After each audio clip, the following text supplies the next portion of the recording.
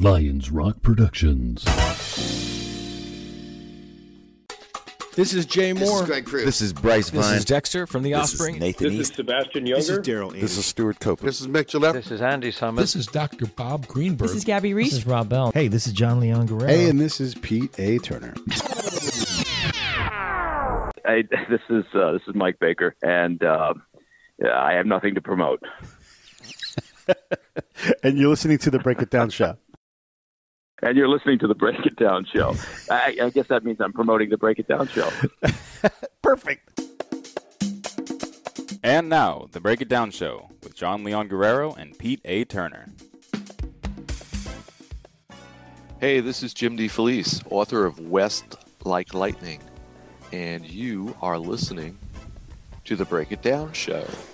We've got Jim on the show. We were going to actually grab Mike Baker, but we had a little bit of a schedule mix-up, so we postponed that, and we're going to, Jim and I are going to take the time that we have together, because, it seems like a fun thing to do, so we're going to kind of throw together an impromptu show, and we hope you guys enjoy it. Jim, what would you want to talk about today? Well, I want to talk about, I heard one show not too long ago where you had kind of turned the tables, and so I wanted to try my hand at that. But do we have him on? I think we do. Oh, there we go. We got him. Oh, okay, Super. Great. What's up? Scratch all that. Hey, listen, sorry about that. I'm dealing with some delayed flights and late arrivals, and you're fine, kind of a little bit up in there. But I apologize for being a little bit late. Oh, you're fine. You're fine. Believe me, I know how it goes. Rescued us. So, if Mike, we'll do this fast so you can focus on your flight stuff. And if you've got to go, just say the word, and then we can adjust. But you've also got Jim DeFelice, best-selling author. He just wrote West Like Lightning, and he wrote American Sniper, codename Johnny Walker, which is a book that I'm also in. So he knows a lot about the conflict world from all the stories he's told. Excellent. Well, good to meet you. Good to meet you, Mike. Is there anything that you want to promote specifically that we should make sure we mention? Not really, no. You could talk about the New York Giants. That would be good. That might help them out, give them a bit of a boost. But other than that, I can't think of anything. That'd be kind of depressing when we start talking about the Giants. Yeah, well, that's the definition of being a Giants fan. Well, that's true, too. Hey, man, this is awesome. We barely got it in. Actually, Jim and I had started let's go ahead and just do something anyhow, because you're traveling, and as we all know, heck, us spies, we're always ready to adapt to something. So my standard thing, and I think you can appreciate this, is, the car's broken down on the side of the road, but no one's plotting to kill me. No one's got their finger on the trigger at this moment, so it's all good. Cool. Okay, I wanted to. So first off, you've done a bunch of stuff on Joe Rogan. So if you guys want to hear more of Mike's things, you should probably go there and listen to the many hours of content. What I like to do, as you guys know, is do these spy versus spy shows where guys who've actually done clandestine type work, in my case, tactical work where it's less clandestine, where we exchange notes a little bit and kind of get into the grit more of the things that you wouldn't hear when we're not getting so, I don't know, Mike, everybody kind of sensationalizes what we do, which it is sensational, but the actual day-to-day stuff, I think, is often the really interesting factors, because the wide view is really boring. I was, to prepare for this, I, spent the last week watching every James Bond movie that's ever been done. So I feel like I really... So you're right there. You're right there. You got frankly, I mean, that's all the input you need. Well, that and Burn Note. Yeah. I thought between those two that I would have a really good handle. But you know what really we should do really is just give a kind of a brief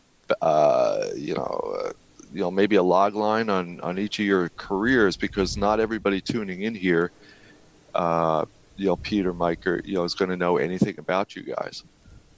So maybe. Oh, I disagree. I think they're going to know everything about us. But you're probably closer to the truth on that one. Yeah. So Mike, go ahead and give us the quick log line, and I'll do one after that, and then we'll just keep on rolling. Sure. Yeah. Well, let's see. I spent going on a couple of decades with the agency's Directorate of Operations, and started out in counterinsurgency operations years ago, and then moved into counter-narcotics operations during the drug wars primarily, and after, and then into counterterrorism, where obviously everybody assumes the agency exists now. And it was a great time. My whole time was spent overseas. I didn't have any what they call headquarters tours.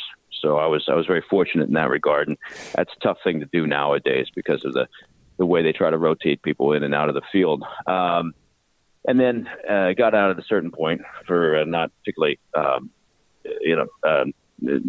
jazzy reason, but I got out because I was raising a daughter on my own, and needed to be closer to home. As it turns out, kids at a young age, you really don't care what you're doing as long as you're there to sit on the floor and play Legos with them. So I got out, and at the same time, as a very close friend of mine came out of the British teams out of SBS, and we started a company called Diligence, which I guess, look at me, I'm promoting my company.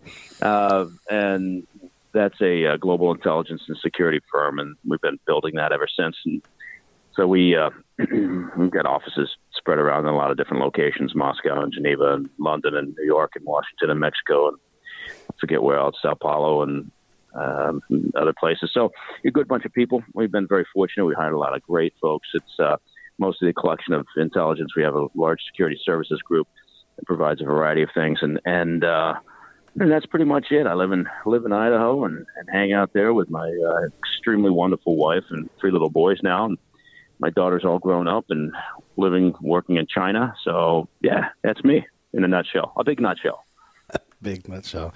Yeah, and then I've got 1,000 combat tours with a variety of different units and U.S. Agencies and elements. I was better at being, maybe Mike, you'll recognize this as being valuable. I was better at being with than in the government. I was a Army counterintelligence agent, and my superpower is I tell the truth and I can see what's going on the ground.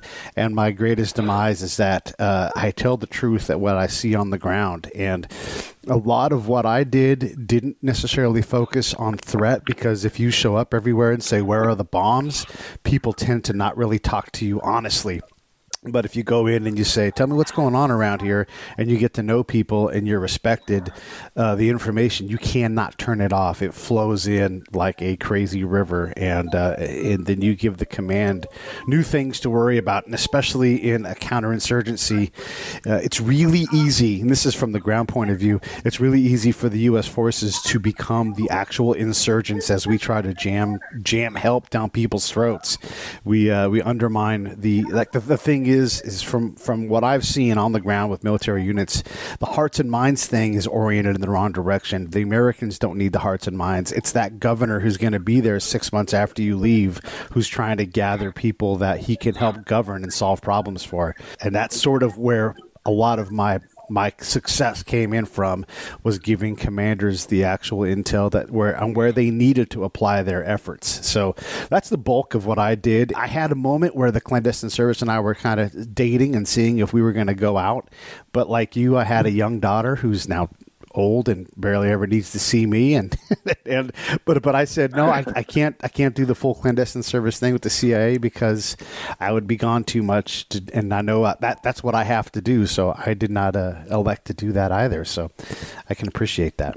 Yeah, it's important to every now and then you got to step back and think about priorities, and it's tough. It's a tough decision, but it's the right one. Is from what you guys are talking about there, then it almost sounds like you're saying that the profession is a kind of a younger man's or woman's job, or maybe an older person's once your kids are raised.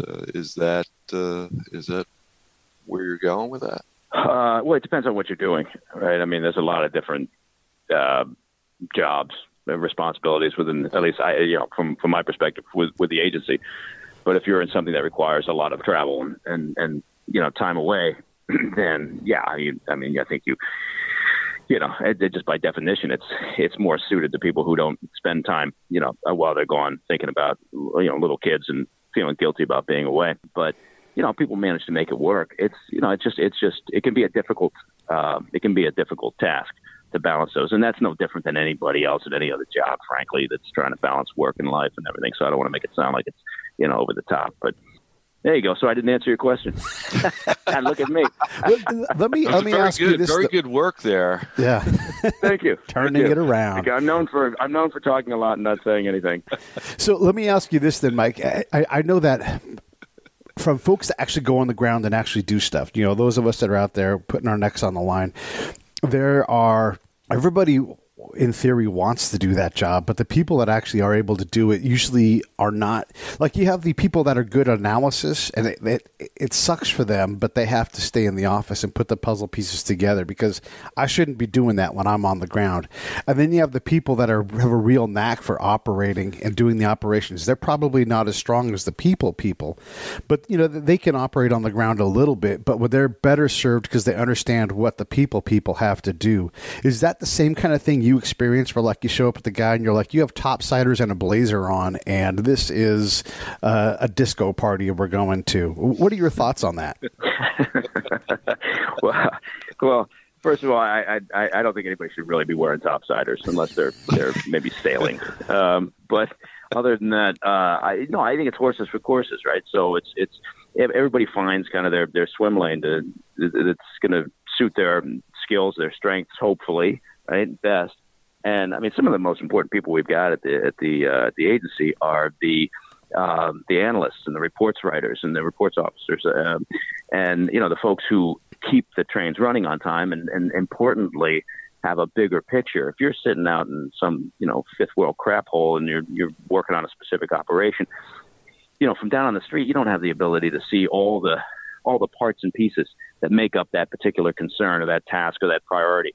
And so you just get on with it. You do your part of it. And back in headquarters, you got people that are putting together the pieces of information from a variety of different operations and sources, and they're seeing the big picture. So that's an enormously important thing. And sometimes you find a little bit too much of the us versus them, the field versus the headquarters mentality. And I never quite could figure that out, because theoretically we're all on the same team. But Mike, you were talking about, well, I never had to do a headquarters tour or that. I mean, was that a conscious decision that you didn't want to get involved in maybe palace politics? No, it was just I signed up for a specific reason, because I like the operational side of things, and I was fortunate because of that time. Right, you could do that. I knew guys that spent their entire careers overseas, 30 years, some more. Nowadays, in an effort to try to correct sort of that or minimize that us versus them or headquarters versus field mentality, they do tend to rotate much quicker. So you do a tour overseas, you come back to headquarters, you do it. And that's a good thing, I would argue, although, again, I think they should kind of, be a little bit more adapting to, folks that just really don't want to prowl the corridors of headquarters. And, some folks understand better than others that, look, if I want to rise up to a position, if I want to be a division chief, or I want to, get to a certain, level, then I do have to spend time in headquarters. That's just the way the game is played. And that's no different than the military or any other, organization or corporation. But, from my perspective, I enjoyed being out. I thought that was the point of the exercise. And, I never envisioned myself as rising to a particular, I don't think anybody else envisioned me rising to a particular level.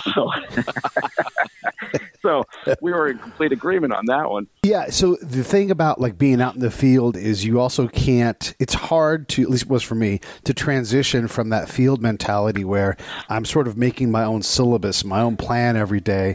And yeah, I've got some input from higher, but they really don't have a grasp on what I'm trying to do. I need to be out. I need to be exposed. I need to be interacting with people. But then every now and then I have to unplug from the field. And granted, in my case, the field and headquarters are literally a 10-minute helicopter ride apart, but they're a world apart. Like I would say, like they're in the spaceship, right? And I'm on the ground. But sometimes you have to come back so they can go, "Hey, Pete, we were wondering, what's the most common TV channel in this area?" And I'm like, "TV? They don't even have electricity." And then that completely reshapes their world in a way so that they because they always want to overplay their hand. Was that an honest? Is that an honest example? I mean, did that really happen to you? Let me say this. One, I have met and I totally believe it. No, it's 100% true. And I've also met a CIA clandestine dude who was wearing topsiders in the field and a blazer. So. Yeah, but this was in Bermuda, right? Or it was in Bosnia. It was a long time ago. He was wearing shorts and high socks as well. So, yeah, it's all part of it. As long as you accessorize that blazer properly, I guess you're okay. Yeah. But, yeah, no, it's a real example when you come back and they, they're trying hard. And that question was a bit of a hand grenade thrown in my lap. Because how the heck am I supposed to know that? But it was like a bit of a check on the quality of my work, and I was able to lob it right back at him and say, there's no electricity in this valley. So for sure, if you're in the field all the time, there's things that you see contextually that you cannot get into a report in a way that anybody above you will understand it. Well, no, that's absolutely true. And we've got the same, issue and same concern, which is why they tend to try to rotate analysts and others, reports officers and others out into the field because, and they all agree, they all know that if you spend too much time in headquarters, no matter how clever you are and how much inside knowledge you've got about a particular issue, you've still got to be out there and you've got to be experiencing it. And that just helps your work when you're back in headquarters. I think they would all agree on that. Yeah, for sure. And then there's other things, too, like where the questions they want to ask are usually not as good as the questions you might recommend as the person who's actually engaged with the people down there. We lose that perspective to really hit the sweet spot for where the help needs to be or where the information needs to come from. And then the quality of information. Boy, that's always a problem, too. Yeah. Well, it's, again, I think I don't want to make too much of the sort of the effort to try to balance the us versus them or the field and headquarters thing. It's there. Sometimes it's a little bit more exasperated than it should be. But I think in general people are aware of it and they keep trying to balance it out. But if you're in the operations side of things, then from my perspective, unless you're just blatantly trying to climb up the ladder. Your interests are overseas. That's all you want to do. The issue kind of behind what you guys were just talking about is, how much micromanaging are you getting from above? I mean, Pete, that getting a question like that could be totally innocent. That some idiot is trying to figure out where to do an ad buy on Radio Baghdad or whatever, But then you threw in they were trying to, it was kind of a test of me and stuff.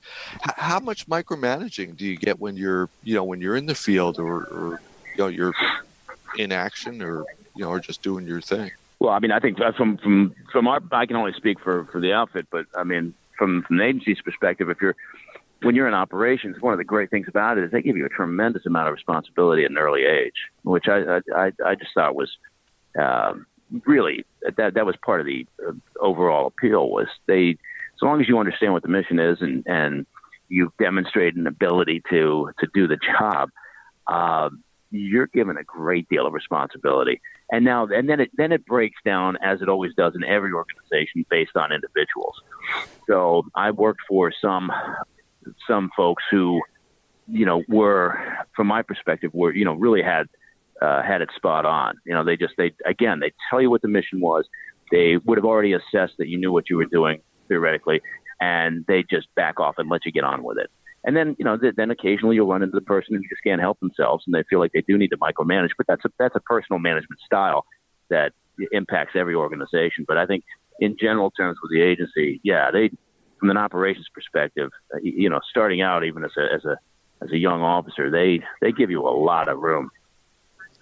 What about with the improvements in technology now? And maybe that's more a question for Pete. I mean, it's at least theoretically possible for me to follow every step you're making out in the field. Yeah, I would say to talk about the micromanagement part, the Army is a little different organizationally, where there's a lot of bosses above you. There's an operationals boss, there's an intel boss, there's a commander boss. The commander has several layers of bosses. There's people that are attached to you that have bosses that want to boss you. So if you don't command their respect and do what needs to be done, if you don't have that ability developed, which is definitely a senior level ability to do. Like, you have to graduate up to that level to, one, be given that, and then also to be able to take that responsibility. They will absolutely tell you what to do and really constrict. Like, the stack of regulations and guides for what we do in counterintelligence is probably 3.5 feet high. And you've got to have a command of that stuff so that you can defend yourself more than keep yourself out of jail. Because the basic rule is, don't do something that's obviously illegal and you're pretty much not going to go to jail. You know, don't disclose top secret to people, right? And you're not going to don't keep money for yourself that's supposed to be used to gather information, then you'll be all right. But everybody else is afraid of that, and since they are afraid of it, they want to control you in the field. But if you are like, look, this is why I'm doing this, and you can account for it, you're fine there. And then the technology thing is a really good question, because during Mike's and my time, it went from being you have to write something pen and paper to, like, I literally have couriered a floppy disk of my reports up to my headquarters, to now you just in an instant flash things over and it's all secured. It's like wildly different in terms of getting the information up, which doesn't in any way improve our ability as an organization to answer questions. It just means there's more information to push through. Yeah, the technology has definitely changed things. There's no doubt about it. But I mean, you know, in part for the better, in part maybe, you know, it's caused its own set of issues. But I mean, try to find anybody that can know how to use a map and compass anymore. You know, if the GPS goes down. And I mean, I remember being in some, you know, fifth world. I forget what term the president used for describing countries like that. But anyway. Being in a place and you know, having to create a sort of a standalone darkroom and use whatever was locally available that we were able to somehow access to create a darkroom so we could develop some surveillance photos. And you know, now it's an entirely different world.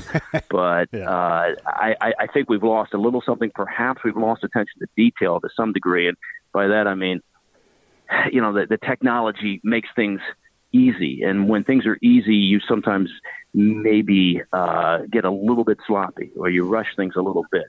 And without that technology, you're kind of forced to slow down just a little bit, and maybe that causes you to notice things that you otherwise wouldn't have noticed. It's going to keep everything from going sideways.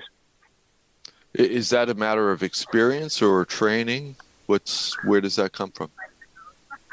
Well, I mean, I think I think the technology kind of drives most of it, right? I mean, if you've got the ability to, you know, use GPS and you can take pictures using your phone and, you know, upload them, then, you know, there's no need for you theoretically to learn how to, you know, develop film the old-fashioned way, you know, spooling it up in a bag and hoping that the chemicals work. And I mean, I remember, you know, pulling out photos, looking at them, and then realizing that we'd just blown an entire surveillance out because the photos weren't developed properly. And, you know, that's a bad day. But, you know, I don't think it's an individual thing. I think it's the technology creates these opportunities. And I think then that changes the training and the way things are done.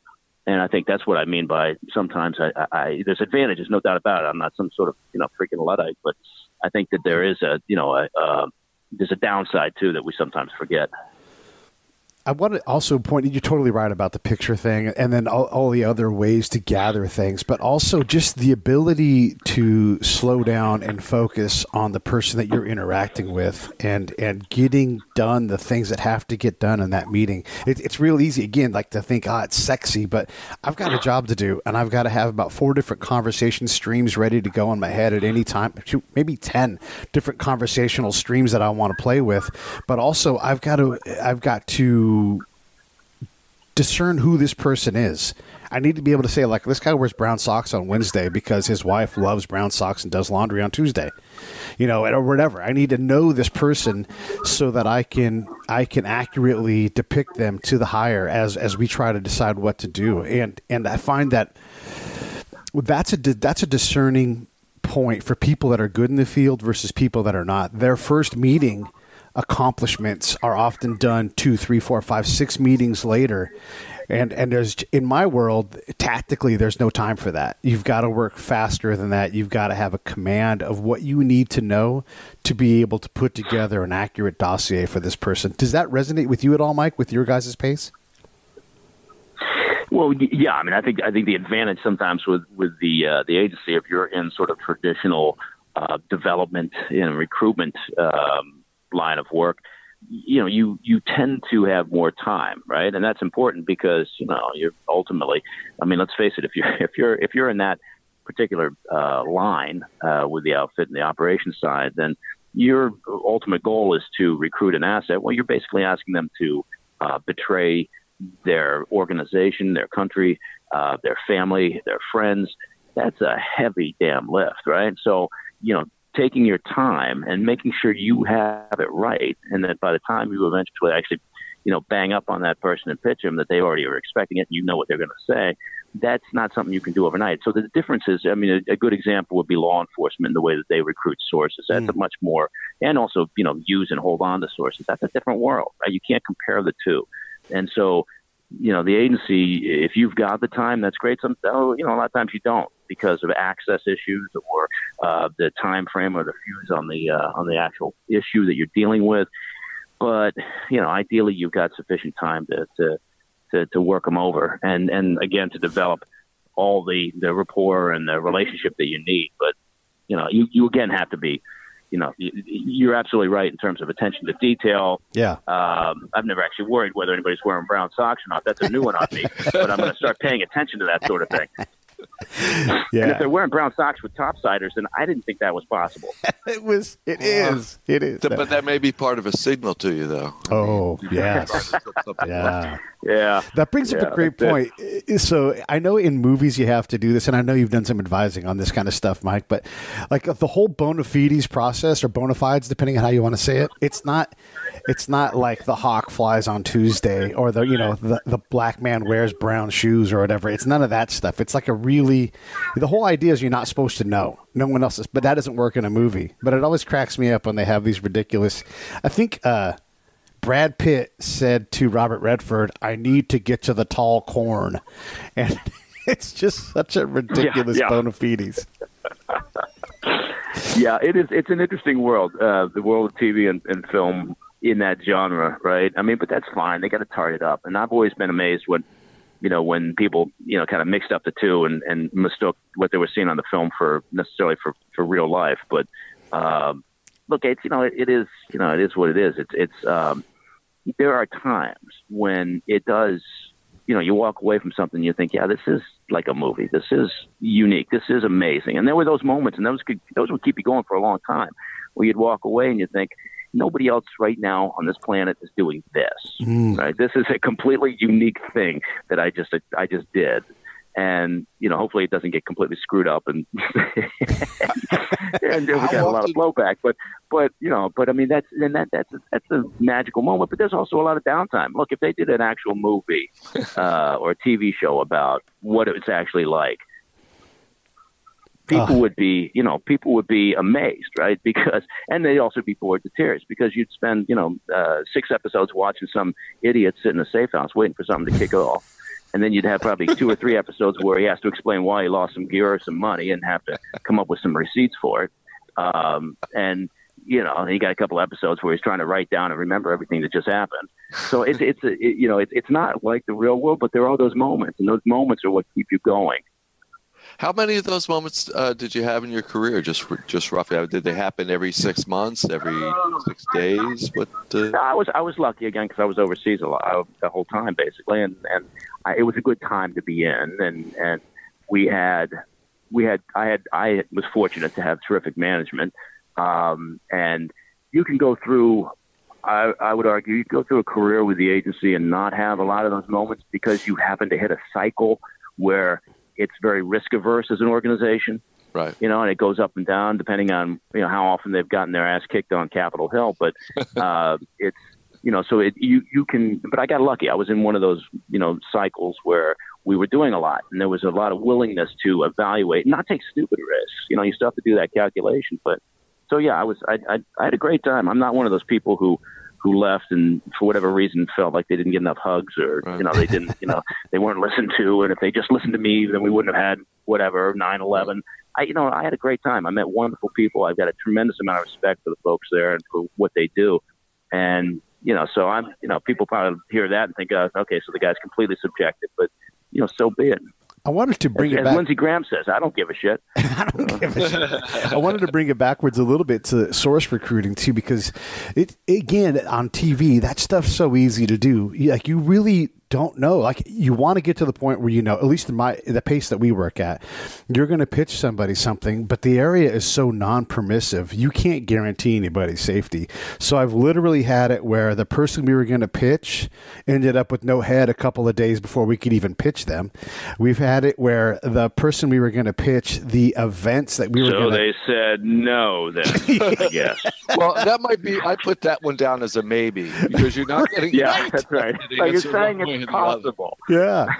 We had a guy that we were all lined up on this whole initiative that we were going to do, and I'm positive he would have said yes, but overcome by events, OBE, the event changed, and the focus changed. And so this person that we had dialed up that was going to be, an operation, it never happened. So like in terms of like the good days, bad days, there's a lot of bad days where you're like that. None of that went the way that, like, it's not a matter of like if it's going to get screwed up. It's like how screwed up will it be, and what do we do with what's screwed up? It's I mean, to be fair, the guy with no head had a bad day too. Point taken. Yeah. We also terminated a dude by giving him a ride in an Army vehicle back to town and give him the kiss on both cheeks because we determined that he was playing. Now, hopefully we were right, but you're always I'm always asking this question: who's running who? And you've got to be run a little bit if you want to be able to run somebody else. Like, you've got to be willing to not give up secrets or anything, but they need to really think that they've got a handle on you if you're actually encountering someone else who's an active collective operator. Yeah, I mean, I would put it a little bit differently. They need to, I mean, with the exception, there's always some, right? There's always some who do it for a very particular reason. But, a lot of them just, they need to actually be able to convince themselves, right? Yeah. That there's a friendship there, that there's a relationship there, that there's something there beyond the bald fact that they're just, about to betray everything. Right. So they have to, you have to be able to give them that cover. Right. And if that's what it takes to make that work, then great. You've got to be their pal. And that sounds very mercenary because, you're not.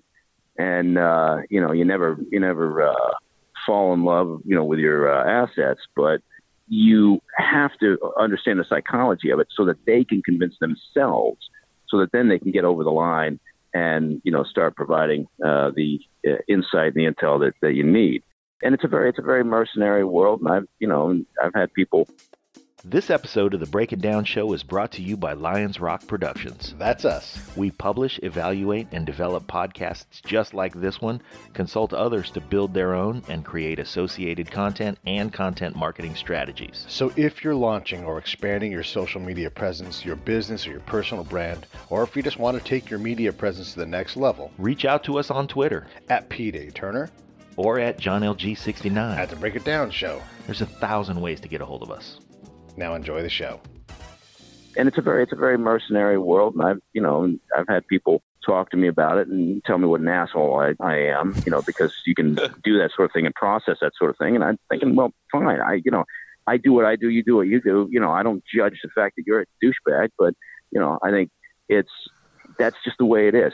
And they better be glad that there are people out there that are willing to do that sort of thing, because the hostiles are out there trying to screw us over every day. What's the general? what's the biggest motivation? When you get someone to to cooperate with you to turn or whatever? Is it usually money? Is it ideology at all, or is it just because you're? No, it's very rarely ideology. That's right. A rare day when you got someone who firm with that's like a Kim Philby, Sure. from the old days. Sure.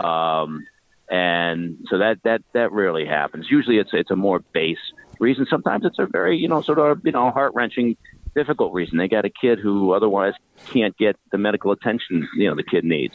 There's some really underlying serious concern, but a lot of times it's a very base thing. They're pissed off at their superiors. They don't feel like they got enough hugs.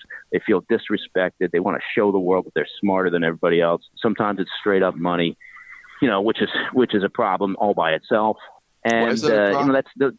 Why is that a problem? Well, I mean, because that's a tenuous connection sometimes. If all they're doing it for is the money, you don't have you haven't really sunk the hook in them. It's like trying to bring in a really nice rainbow trout, and you kind of got the hook in there, but you're not, and you're just kind of constantly worried about it's going to get off the line, or do something stupid.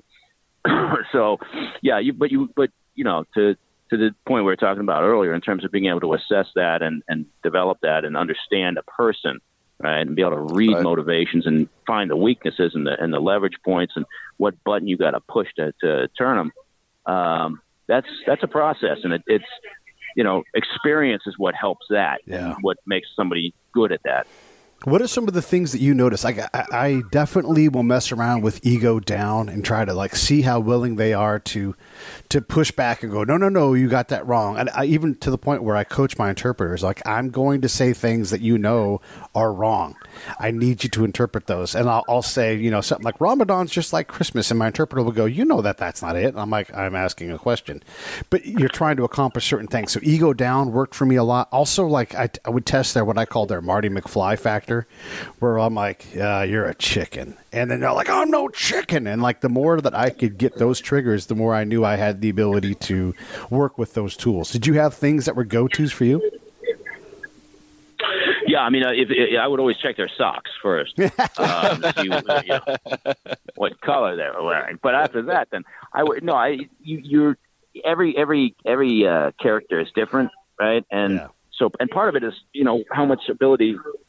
Again, there's sort of a difference between kind of your world and the world where the outfit operates. Is sometimes our guys have more time to do the assessment ahead of time, right? So they can spend more time on a target, getting that information in the back pocket before they ever even make initial contact. And you guys don't have that luxury a lot of times. But so you're always looking for you're always looking to and every contact provides additional assessment data that you can use to try to refine and better understand the character and the motivations, and how to make it work for you. It's to some degree, right? I mean, if you think about it, it's the same thing when somebody somebody male or female, happens on both sides, walks into a bar and starts doing that, that scan the room, starts doing an assessment, maybe starts talking to somebody. They're doing some of these same things, right? The stakes aren't as high. Well, they might argue they are in a very base, immediate sort of sense. It's the same process to some degree. That doesn't change. And again, I would argue the more you do it, the better you get at it. And there's certain parts about a person's personality that also have to be in there to make them good at it. You have to be willing to do that. You have to have an ability to kind of separate the mercenary nature of it from your everyday life, and not sit around moralizing about it. The morals of the whole thing. You've got to be willing to, the morality in our situation is completely different than it is today, right now. The things that would be acceptable for me to do are, and expected that were good things are completely different when you're home trying to sit on the floor and raise your daughter, or trying to figure out if you've hooked that trout in that stream. Can you be more specific there, though, Pete? Because that sounds just so nebulous. So it's sure. I'll be visceral. I'll be graphic. When you go into a house where you think there's someone, and then you guys can explain to me the meaning of nebulous. I didn't know you guys were going to use big words on this damn show. Right? Hey, Jim's an author. I've got to try to show off some vocabulary. when you go into a targeted house, and keep in mind, like if I'm part of the collection, it's my best guess, and I had to learn to really tighten up what my best guess was, because someone's life was literally on the line, not just our guys, but their guys too. And so there's these lasting impacts that you just don't have time or the ability to measure. So you've really got to do your homework and be confident with what you're doing before you go into someone's house. So we go into someone's house, and until someone calls the all clear, everything in there is treated like it's a threat. Now, maybe you see a kid and you're like, that kid's not a threat. You know, these women aren't a threat, but you're not sure until all clear is sounded. And if there's someone on the ground moving around and they're a threat, they get shot in the head. So that's crystal clear with things that are ethical. This is a person that you can render aid to in 5 minutes. But right now, in these minutes, that person gets shot in the head, and there is no aid after that. So when you're talking about that distinction of morality, it can be that fast where like, okay, now that everybody's cleared and the threat is over, now we can render aid to these people that we just busted into their house and shot them. That's the distinction. No, I was just mulling that over, and so what I was actually doing was looking up the word nebulous, but that's neither here nor there. So I didn't hear a word Pete said, but yeah. No, I'm moralizing morals, the ethics of it all. Nobody accused me of being a deep thinker, so I maybe that's why I had a good run at the outfit. Is I wasn't one of those people to sit around and ponder. My assumption was the seventh floor was telling me to do something, or telling us to do something. They saw the big picture. I had a job to do. If I didn't like it, then I could damn well leave and go do something else in life. But I wasn't going to sit around and bitch and moan about it from inside, like some folks do at other organizations. But I never really thought about it in that sense. In terms, I knew guys that did in the operations group that would sit and get a little bit angsty about things, and that wasn't me. So I'm not particularly well suited, I guess, to talk about it, because I saw things pretty clearly. How big a transition was it to go from narcotics to terrorism? I mean, that seems. At least on paper, it seems like that's a huge jump. Was it? No, not really. Because you think about it, it's you got targets, and you've got priority tasking, and you've got to go, whether they're engaged in cartel activity in one part of the world, or out in Asia or wherever it may be, or it's a terrorist organization or a support cell for a terrorist organization. You're still talking about kind of the methodology. Is the same. You've got to prioritize, find the task or find the targets, and come up with a solution. But I think it was not. I guess, to answer your question in a rambling way, it didn't seem like it was a leap. I don't think anybody I knew thought, "Oh, geez, what are we doing in counter narcotics operations? That seems weird," right? I mean, and we worked very well with DEA overseas, and again, with the understanding that we approach things differently. Right, our sources were always long term, and there was a tendency in law enforcement to, have a little less concern over the length, shelf life of a source, because you're after a particular end or conviction or whatever it may be. Mm-hmm. So, but no, I didn't see a big leap there, going from counterterrorism or counter narcotics to counterterrorism. Well, Pete, you have to talk about, your switch from drugs to blowing shit up. So, well, the thing for me when we did it, it was counter narco in Afghanistan, and there was a lot of poppy where I was at. But the thing that I figured out is that our ability to stop the narcotics was really limited, because the area was not permissive at all. It was just entirely too dangerous for a unit to move. If you were more than a mile and a half off the camp, there was no help coming.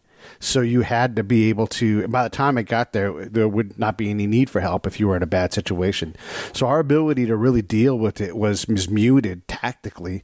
And so honestly, it was barely a thing that we talked about. And, and then the government systems to counter the narcotic completely failed. That was the biggest lesson, was you have a governor that's trying to govern and we're out of his way and letting him govern. And he's like, let me take a crack at this narcotic thing. And he says, all right, farmers, you know the government's going to give you this money. Let's all approve that we're all going to agree to not grow poppy this year. And then I'm going to get you the government subsidy that you're supposed to get for not growing the narcotics. And so they all thumb off. They all agree. And thumbing is how they all like sign their signature. And then come the harvest time, there's a big, huge harvest, and there's no money from the government. And so the farmers are like, yeah, we were willing to give this a shot of sorts, but also, you know, we have to stay alive. So for us, it wasn't something we could affect. And I was more focused on the affect at that point. Like, what are these guys willing to do and able to do? And nothing in the system rewarded any kind of good behavior from anybody, not the government, not the army, and not the farmers on the ground. So, you know, for me, it was a tactical decision to focus my efforts on other parts where we could actually have some impact, because focusing on the poppy stuff just wasn't going to do anybody any good. And I think that's fairly consistent all the way around, no matter what agency you're talking about, because there are a few things, there are a few taskings over the years that have been as frustrating and you know, producing as few results as the war on drugs. So, and that again, that's whether you're talking about down south and, you know, Mexico or Latin America or over in Asia or wherever it may be, the Golden Triangle. It's you know, it's a tough game, and so I think that was probably, of all the activities between counterinsurgency and counter-narcotics and counterterrorism, I think the counter-narcotics was always the most frustrating. Yeah, I totally agree. We just tore up a bunch of hectares of poppy. I'm like, yeah, great. This guy still doesn't think his government does anything for him. So no, you could take an enormous amount off the street, and it would have no impact, right, on the pricing, and because it would just show you how much is out there and how much is stockpiled. But yeah, you know what? I hate to do this. No, you're good. But I've got to jump there. Getting ready to board this next flight, so I've got to run. And I apologize for that, but I've got a lot of things here to think about. I gotta figure out the definition of several words. I've got to come up with this idea about you wearing topsiders blazers. I got a lot on my list now. And check sock color. I mean, that's always important. For sure. Yeah, thanks a lot, Mike. We hope you can come back on and do some more with us. It was fun. I would do it. Yeah, thank you very much. Great to talk to you guys. Thank you. Good talking, Mike.